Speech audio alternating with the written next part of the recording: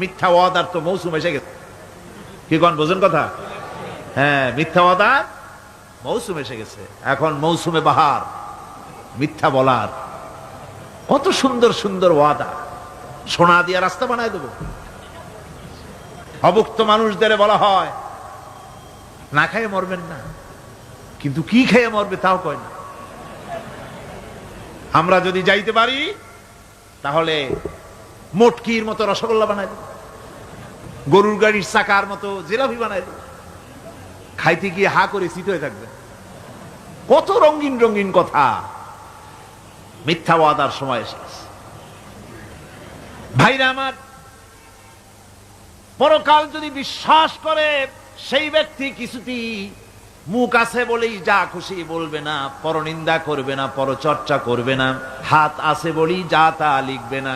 ঘটনা হইল একটা, লিখলো আর একটা। কলম একটা আছে বলেই যা খুশি তা লেখা যায় না, মুখ আছে বলেই যা খুশি তা বলা যায় না, চোখ আছে বলেই যা খুশি তা দেখা যায় না। গরু খাওয়া জায়েজ করা হয়েছে বলে গরুর লেজ থেকে মাথা পর্যন্ত পাইকারি দরে সব খাওয়া যায় না। গরু খাওয়া হারাম না হালাল? হালাল। পাইকারি দরে লেজ থেকে মাথা পর্যন্ত সব খাওয়া হালাল না। ওর মধ্যে আল্লাহ কিছু হারাম রেখে দিছে, সেগুলোকে বাইসে খাইতে হবে। আল্লাহ দেখতে চান পাইকারি দরে জম্মের খাওয়া খাও না আমার হারামগুলি বাদ দিয়া খাও, নিষেধ করাগুলি বাদ দিয়া খাও। মুখ আছে বলেই যা খুশি তা বলা যাবে না, কান আছে বলেই যা খুশি তা শোনা যাবে না, চোখ আছে বলেই যা খুশি তা দেখা যাবে না, হাত পা আছে বলেই যা খুশি তা করা যাবে না।